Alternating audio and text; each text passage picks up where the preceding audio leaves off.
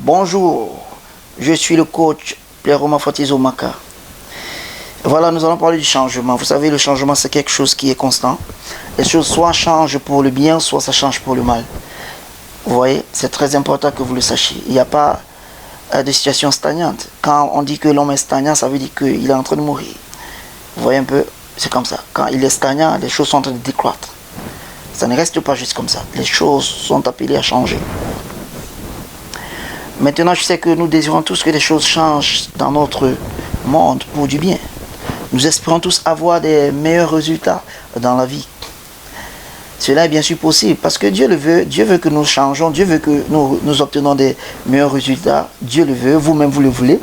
Mais vous savez, les choses ne changeront pas juste parce qu'on veut que ça change. Nous avons une responsabilité. Nous devons faire quelque chose pour que les choses changent. Si nous continuons de faire des choses de la même manière dont nous les faisions auparavant, nous n'aurons pas de différents résultats. Nous n'aurons pas de résultats différents que ce que nous avions l'habitude d'avoir. Si nous voulons avoir un résultat meilleur que celui que nous avons eu auparavant, nous devons faire plus d'efforts dans tout ce que nous faisons. Nous devons faire des choses différemment d'ailleurs. Ce qui revient à dire que notre résultat dépend beaucoup de notre comportement. C'est-à-dire, notre résultat est prédéterminé à notre comportement. Et que le comportement a causé ce résultat. Nous le savons bien sûr, il n'y a personne qui l'ignore. Mais ce que beaucoup ignorent aussi, c'est qu'est-ce qui cause notre comportement? Pourquoi nous nous comportons de telle manière? Pourquoi est-ce que depuis très longtemps, nous n'arrivons pas à changer de comportement? Nous nous comportons tout le temps de la même manière, de la même manière, de la même manière. Vous êtes une personne qui a peut-être, je veux dire, qui se fâche facilement, vous voyez, mais ça ne vous quitte pas. Pourquoi tout ça? Qu'est-ce qui cause notre comportement? Ce qui cause notre comportement, il faut qu'on le sache, c'est bien sûr notre état d'esprit. Notre état d'esprit a beaucoup à voir sur notre comportement. J'ai parlé de la colère tout à l'heure. Notre émotion. Écoutez, quand un homme est en colère, quel comportement espérez-vous? Un homme qui est en colère, ce qu'on verra bien sûr, c'est soit des paroles dures, des paroles malsaines. Ce que nous allons voir, c'est casser. Un homme qui est en colère casse. Un homme qui est en colère peut détruire. Voilà le comportement d'un homme qui est en colère. Vous n'allez pas espérer quelque chose de différent. Et à cause de ce qu'il a détruit, à cause de ce qu'il a fait, le résultat sera là. Il aura payé des pots cassés. Vous voyez. Donc, notre état d'esprit, nos émotions, ça cause notre comportement. Et notre comportement prédétermine aussi notre résultat. Comment donc changer notre comportement? Comment donc faire dans notre comportement? Vous savez, avant notre état d'esprit, nous avons ce qu'on appelle le conditionnement. La plupart des choses que nous avons mis à l'intérieur de nous depuis tout ce temps-là, nous nous sommes nourris de quoi? Qu'est-ce que nous avons mis à l'intérieur de nous? Qu'est-ce qui conditionne? Qu'est-ce qui nous conditionne? Qu'est-ce qui est à l'intérieur de nous? Nous sommes faits de quoi? C'est très important. Nous sommes faits de quoi? Je dis, c'est très très important. La Bible dit, c'est de l'abondance du cœur que parle la bouche. Ta bouche ne peut pas parler, sauf ce qui lui sort du cœur. Quelle connexion! Ce qui revient à dire que nos valeurs, notre croyance, nos mémoires ont beaucoup à voir dans notre état d'esprit. Personne qui a peut-être une mémoire où les choses sont toujours mal, où chaque fois qu'il va déposer un document, un dossier quelque part, on lui dit toujours qu'on ne prend plus les documents. Ça a déjà donné un certain état d'esprit, ça a déjà conditionné cette personne de manière à ce que même quand il veut aller déposer ailleurs, quelque part où il aurait pu obtenir même quelque chose. Il projette encore cela dans son futur. Une personne qui est habituée à ne pas avoir des réponses dans sa prière, il n'est plus motivé à prier. Pourtant, s'il prie, quelque chose est possible. Le changement est possible. Mais il n'est pas motivé à prier parce qu'il a déjà été conditionné de cette manière. Ses mémoires, vos valeurs. Qu'est-ce qui prend plus votre temps? Vous mettez votre temps, la plupart de votre temps, vous le concentrez sur quoi? Avez-vous oublié votre objectif premier? Cette chose-là que vous voulez acquérir dans la vie. C'est par rapport à cette chose que vous devriez faire le partage de votre temps. Vous devez chaque jour faire quelque chose qui vous pousse vers l'objectif premier que vous avez. L'objectif que vous voulez accomplir dans votre vie. Chaque jour, vous avez la responsabilité de faire une chose. Si vous voulez peut-être devenir un footballeur professionnel de haut niveau, il va falloir que chaque jour, vous fassiez quelque chose qui vous amène, qui vous rapproche de cette réalité-là. Vous n'allez pas dire que vous voulez être professionnel, footballeur professionnel de haut niveau dans le futur. Et puis vous ne vous levez jamais pour aller vous entraîner. Non, il va falloir que chaque jour, vous vous entraînez. Soit physiquement, soit théoriquement. Vous devez vous entraîner chaque jour. Vous devez apprendre beaucoup chaque jour des autres. C'est très très important. C'est très important. Qu'est-ce que vous croyez? Croyez-vous que c'est possible? Ou c'est pas possible? Vous aurez raison de dire que je crois que c'est possible. Vous aurez aussi raison de dire que je crois que c'est pas possible. Mais tout dépend de votre croyance. Que croyez-vous?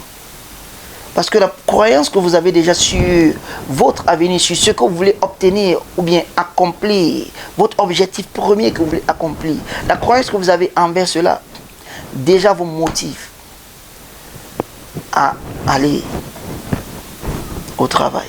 Ça vous motive à aller faire des choses par rapport à cela. Donc, le changement est possible, frère. Le changement est possible. Mais tout dépend de vous. Faites des choses de façon différente. Donnez-vous complètement à ce que vous voulez faire. C'est là où on parle du paradigme. Les choses que vous avez mis à l'intérieur de vous depuis ce temps-là. Si ces choses-là vous amènent à réagir, ça vous amène à vous comporter d'une certaine manière que vous ne voulez pas. Parce que 95% de votre comportement est sur votre subconscient, esprit subconscient. Vos agissements viennent de votre esprit subconscient. La plupart de votre comportement, ce n'est pas des choses que vous avez préarrangées. Je veux réagir de cette manière. Non, c'est de façon spontanée. Et votre esprit subconscient est bâti par votre paradigme. C'est-à-dire, est bâti par la multiplication des choses que vous lui donnez. Donc si vous réagissez constamment d'une manière peut-être négativement, comprenez que vous avez mis assez de négatif à l'intérieur de vous. Donc changez votre paradigme en multipliant de bonnes choses à l'intérieur de vous, en multipliant les choses, conditionnant votre esprit à penser bien, à dire des choses qui sont adéquates. C'est pourquoi la Bible nous dit d'ailleurs dans Philippiens chapitre 4 verset 8 que du reste, frère, que tout ce qui est vrai, que tout ce qui est pur, que tout ce qui est bon, que tout ce qui mérite l'approbation, que tout ce qui est juste, que ceci soit l'objet de votre pensée. Voilà comment vous allez effacer les anciens logiciels, les choses que vous avez mis dans votre mémoire depuis. Voilà comment les effacer. Vous n'allez plus penser aux choses impures. Vous n'allez plus penser aux choses qui ne sont pas vraies. Quand on vous parle des mensonges, je vous parle des choses qui sont mal, des choses qui ne méritent pas d'approbation. On vient vous donner des informations concernant une personne, des choses qui le descendent. Vous ne pensez pas à ces choses. Vous ne mettez pas votre esprit dans cela. Vous oubliez ces choses-là. Vous pensez à ce qui est bon, ce qui est vrai, ce qui est juste, ce qui mérite l'approbation. Vous pensez à ce qui est vrai. Parce que la Bible dit que ceci doit être l'objet de votre pensée. Comment vous n'allez pas changer? Donc le changement commence à l'intérieur.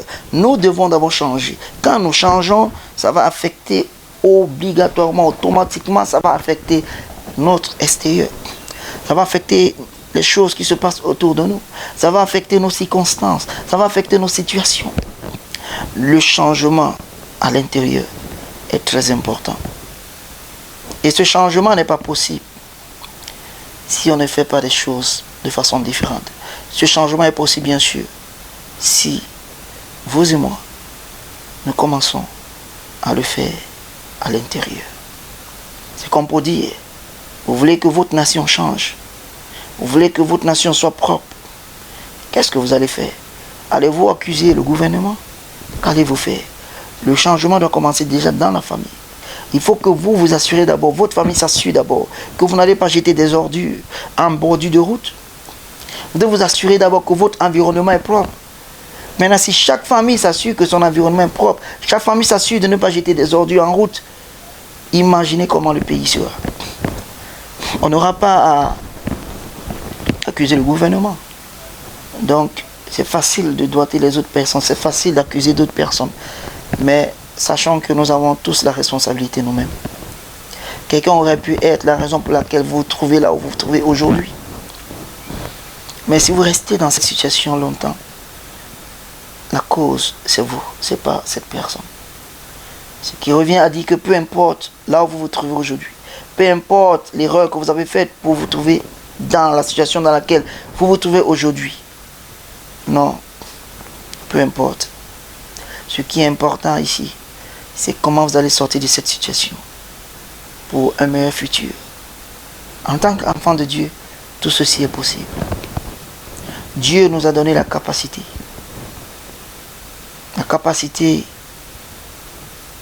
de s'auto-délivrer. Dieu nous a donné cette capacité. Donc tout dépend de nous. Tout dépend de vous. Que voulez-vous faire de plus? Que voulez-vous acquérir? Est-ce que vous savez que vous devez apprendre de nouvelles choses, apprendre de nouvelles valeurs? Si vous étiez ce mécanicien qui réparait que des vélos et qu'auparavant il y avait beaucoup de vélos dans votre communauté, alors certainement vous serez à un bon niveau financièrement. Je dis, plus les choses progressent, vous devez aussi faire des progrès. Ok? C'est-à-dire, maintenant les gens n'utilisent plus des vélos dans votre communauté, ils utilisent des motos. Vous devez apprendre de nouvelles valeurs. Apprenez à réparer des motos maintenant. Parce que si vous restez seulement à l'ancienne connaissance de la réparation de vélos, vous n'aurez plus de clients. Vous voyez? Vous devez apprendre à réparer des motos. Et si dans votre communauté, tout le monde achète des voitures, vous devez apprendre, messieurs, à réparer des voitures. Donc plus les choses avancent, la technologie, les choses changent, cherchez à changer aussi. Cherchez à apprendre de nouvelles valeurs qui vous aideront à vous fixer dans le monde présent. Ce que je viens de vous dire, c'est très important. C'est très important. N'accusez personne. N'accusez pas votre oncle qui a refusé de vous aider. N'accusez pas votre père qui a refusé de planifier votre avenir. N'accusez personne. Vous êtes venu d'une manière ou d'une autre, vous êtes venu. Ok, vous êtes là.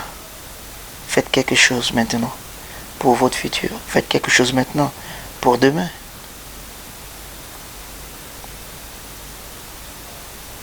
Et Dieu compte sur vous. Parce que votre changement sera comme une référence. Juste à cause de votre changement, imaginez le nombre de personnes qui changeront. Votre changement seul. Votre réussite. Vous savez combien de personnes cela pourra aider? Votre réussite. Donc, Dieu compte sur vous. Décidez aujourd'hui de changer. Lisez. Étudiez. L'autodidacte. Faites-le. Lisez à la maison. Lisez des livres. Lisez, lisez, lisez. Apprenez. Allez à YouTube. Apprenez. Allez sur Google. Apprenez. Apprenez de nouvelles valeurs. Cela vous aidera. Merci beaucoup. J'espère que vous avez été bénis. Que le Seigneur continue de nous propulser toujours vers l'avant. C'était Plaire Roman Fortizo, votre coach. Ciao, ciao.